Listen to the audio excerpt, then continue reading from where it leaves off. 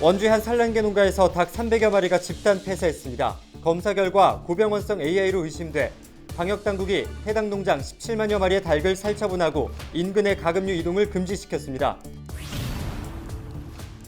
동서고속철도 속초 역사 지상화를 두고 지역사회에서 논란이 이어지고 있습니다. 속초시는 시민들의 의견을 들어 지하화나 반지하화, 역사의 외곽 이전 방안을 검토하고 있습니다. 건조한 날씨에 강한 바람까지 불면서 도내 산불 위험이 높아진 가운데 고기현 산림청 산림항공본부장으로부터 산불 예방 대책과 산림항공본부의 주요 사업에 대해 들어봤습니다. 다음 달 2일 개학을 앞두고 강원도 교육청이 도내 학교 10곳 중 8곳의 등교가 가능할 것으로 예상하고 있습니다.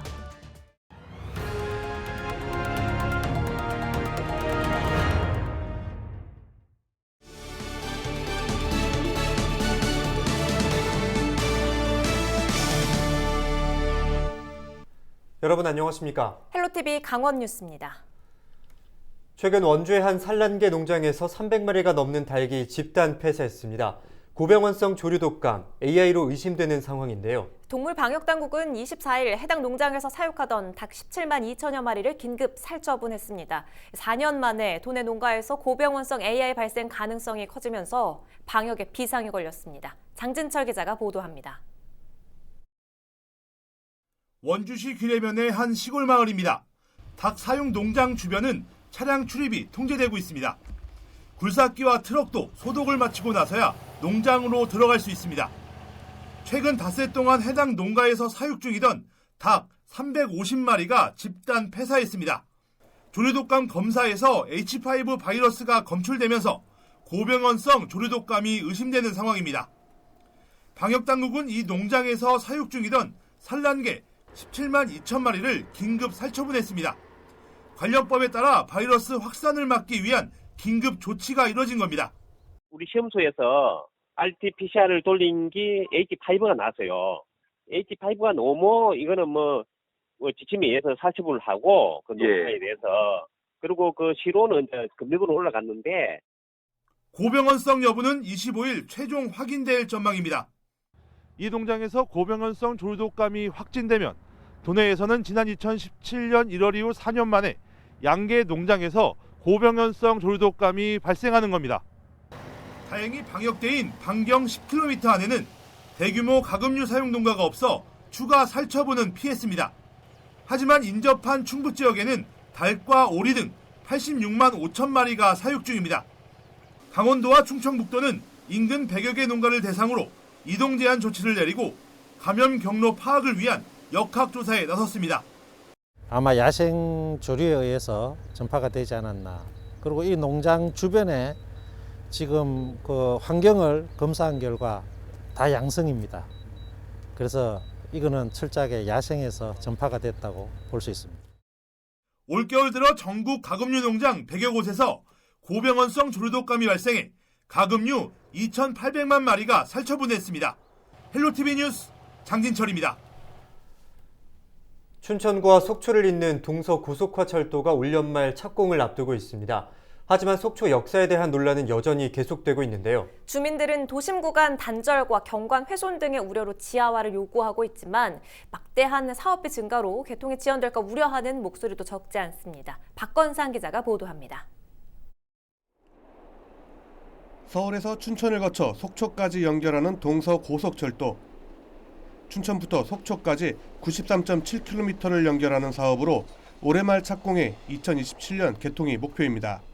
사업비도 2조 2천억 원이 투입될 예정인데 착공을 앞두고 논란이 끊이지 않고 있습니다. 속초 도심선로가 지상화되면서 도심을 가르고 경관을 훼손할 것이란 우려가 커지고 있기 때문입니다. 동서고속철 역사가 들어설 일명 소야벌이라는 곳입니다. 이곳에 지상으로 역사가 들어올 경우 속초 시내는 동쪽과 서쪽으로 양분되는 결과를 초래할 수밖에 없습니다. 실제로 지상화가 추진되면 주거 밀집 지역인 이 구간에 최대 12m 높이의 교량 5개가 설치됩니다. 속초시는 주민 의견을 수렴하는 등 속초역 건립에 따른 대응 방안을 모색하고 있습니다. 특히 강릉 제진을 연결하는 동해 북부선 설계가 진행 중인 만큼 두 노선의 역사를 통합해 외곽으로 이전하는 방안도 검토되고 있습니다. 지금 속초시 입장에서는 어떤 방안이 결정되지는 않았고요. 다양한 시민들의 목소리를 듣겠습니다. 지금 지상에 그대로 설치하는 게 좋다는 부분과 속초시의 미래 발전을 위해서는 외곽으로 나가든지 반지하나 지하로 했으면 좋겠다는 여론들이 많이 상충되기 때문에 관건은 예산입니다. 주민들의 뜻대로 지하화나 반지하화를 추진하게 되면 수천억 원에 달하는 추가 비용이 발생합니다. 개통 시기도 예정보다 늦어질 수밖에 없습니다. 국책 사업이기 때문에 총 본예산 대비 예산이 그 설계 변경으로 인해서 20% 이상 증가하게 되면 예타를 다시 받아야 되는 어려움이 있습니다. 그렇게 되면 처음부터 다시 시작해야 되는 그런 문제점이 있기 때문에 상당히 저희로서는 지금 조기 착공에 집중해야 될 때라고 생각합니다. 속초 지역의 접근성을 높이고 경제 활성화를 위해 추진되는 동서고속화철도. 천혜의 자연경관을 지키고 교통망 확충의 효과를 높이기 위한 지역사회의 고민이 깊어지고 있습니다. 헬로티비 뉴스 박건상입니다. 오는 26일 코로나19 백신 접종을 앞두고 국내 기업이 위탁 생산한 아스트라제네카 백신이 안동에서 처음 출하됐습니다. 경기도 이천 물류센터에 옮겨진 뒤 전국에 공급됩니다. 이하영 기자입니다. 손꼽아 기다리던 코로나19 백신이 드디어 모습을 드러냈습니다. 아스트라제네카 백신 국내 위탁 생산 업체인 SK바이오사이언스는 24일 안동 공장에서 국내 첫 코로나19 백신을 출하했습니다. 네, 오늘 저희 SK바이오사이언스에서 출하되는 이 백신이 국내 집단 면역에 중요한 계기가 될 것으로 기대합니다. 아무래도 백신은 안전성과 유효성이 가장 중요한 부분이기 때문에 그 점에 대해서 신경을 많이 썼습니다. 출하 현장에는 정세균 국무총리가 참석해 백신 적재함을 직접 봉인하고 물류센터로 떠나는 차량을 환송했습니다. 이제 백신과 함께 코로나19와의 싸움에서 반드시 승리해서 하루빨리 국민들께 일상을 돌려드릴 수 있도록 최선을 다하겠습니다. 안동에서 출하되는 물량은 157만 회, 78만 명분으로 닷새간에 걸쳐 전국에 순차적으로 공급됩니다. 아스트라제네카 백신은 2도에서 8도 정도의 일반 냉장 보관이 가능하지만 운송과 보관 과정에서 온도 유지가 중요한 만큼 군과 경찰이 수송 작전을 지원합니다. 이송 첫날 43만 회분을 실은 백신 수송 트럭은 군과 경찰의 호송을 받으며 안동을 떠났습니다. 이곳 안동 공장에서 출하된 백신은 경기도 이천의 물류센터로 옮겨진 뒤 오는 28일까지 전국의 보건소와 요양병원으로 운송됩니다. 가장 먼저 백신을 맞게 될 대상자는 65세 미만 요양병원 입소자와 종사자로 26일부터 접종이 시작됩니다. 헬로티비 뉴스 이하영입니다.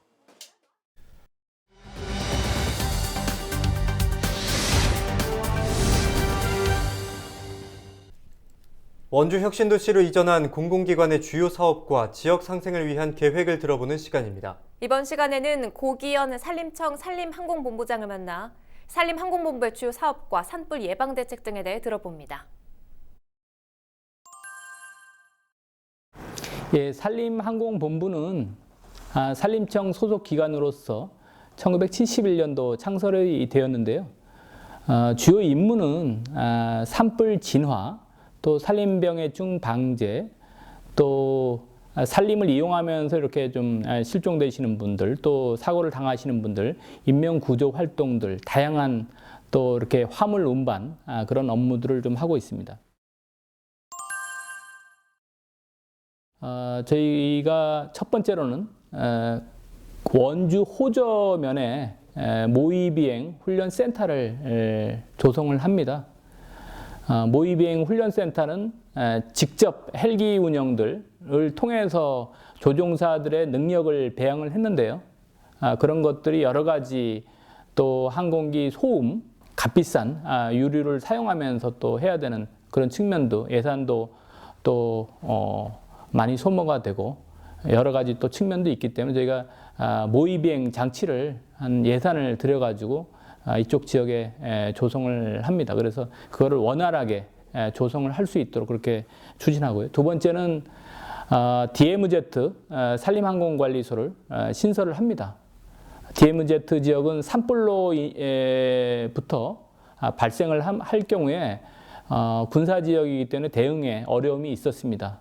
철원 지역의 산림환경관리소를 조성을 한다고 하면은 DMZ 군사 시설 또 인근의 민가 지역들을 산불로부터 방어를 하는데 많은 도움이 될 것이라고 생각됩니다. 세 번째는 산림 부문에서도 드론을 많이 활용하는데요. 산림항공본부가 드론 전문 교육기관으로서 지난해 국토교통부로부터 지정을 받았습니다. 그래서 금년도부터 본격적으로 산림 부문에 드론 교관들을 양성하고 또 산림 공무원들뿐만 아니고 관련되는 지자체 공무원들 또 저희가 또 능력을 또 교육 능력을 확장을 해서 민간 희망하는 분들한테도 드론 조정 교육들을 시킬 계획입니다. 도민 여러분도 아시다시피 삼척에서 최근에 산불이 있었고요. 또 낙산사 산불이 또 생생한 양양에서도 발생했고 정선 지역에서도 발생했고 또 다른 지역인 또 안동 지역에서도 산불이 발생해서 우려가 많습니다. 이런 산불 발생의 위험은 건조한 날씨 또 강풍의 영향으로 인해서 그런 위험들이 고조가 되는데요. 또 기후변화에 따라 가지고 강수량이 절대적으로 좀 부족합니다. 이러한 여건에서 산불 발생들을 최소화시키는 노력들이 좀 필요한데요. 산불 예방 조치들 당국에서도 취하고 있지만 이런 산불 발생 안 되는 데 있어 안 하도록 우리 도민들의 적극적인 협조가 좀 필요한 것 같습니다. 구체적으로는 영농철에 소각 행위들 절대적으로 하시면 안 되고요. 또 입산을 하면서 여러 가지 담뱃불이든 화기들을 많이 소지하는데요. 화기 소지를 좀 자제를 해주시기 바랍니다. 산불이 또 발생할 경우에 신고하고 또 산불로 인해서 또 피해가 또 예상되기 때문에 이런 것들을 또 대처를 하기 위해서 산림청에서도 산불 재해 스마트 앱을 운용 중에 있습니다. 이것을 다운로드 받아서 산불 발생 시에 대응하는 데 또 활용하시기 바랍니다. 항공본부가 위치하고 있는 지역은 강원도 지역인데 강원도가 또 공교롭게도 산불 위험에서 자유롭지 못한 것 같습니다. 매년 봄철 특히 대형 산불 위험들이 있는데요. 최대한 산불 예방 조치들을 하고 또 산불 발생이 있는 경우에는 초기에 신속히 대응해서 산림 피해도 최소화하고 특히 인명과 재산 피해가 절대 없도록 그렇게 항공본부에서 이렇게 활동을 할 계획입니다. 도민 여러분도 산불로 인해서 여러 가지 피해들이 예상되기 때문에 적극적인 산불 예방 활동에 참여를 협조 요청드립니다.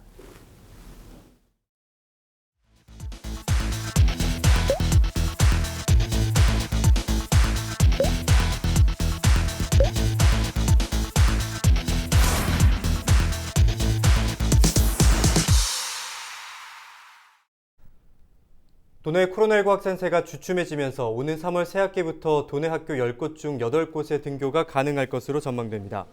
민병희 도교육감은 24일 기자들과 만난 자리에서 오는 2일 개학 예정인 도내 유치원과 초중고교 1,022곳 중 81.7%인 835곳이 전면 등교를 준비하고 있다고 밝혔습니다. 또한 코로나19 상황에 따라 사회적 거리두기 단계가 조정돼도 개학 첫 주는 현재 기준으로 학사 운영을 하겠다고 덧붙였습니다. 지난 14일 삼척시 임원항 인근 해상에서 실종된 A호 선장 69살 B씨가 숨진 채 발견됐습니다. 동해해양경찰서는 사고 발생 9일 만인 지난 23일 오후 2시 40분쯤 도미골 인근 해안가에서 B씨가 발견됐다고 밝혔습니다. 해경은 가족을 통해 실종 선장의 신원을 확인하고 정확한 사고 경위를 조사 중입니다. B씨는 지난 14일 오전 6시 50분쯤 혼자 조업을 하러 나갔다가 돌아오지 않아 해경 등이 수색을 벌인 바 있습니다.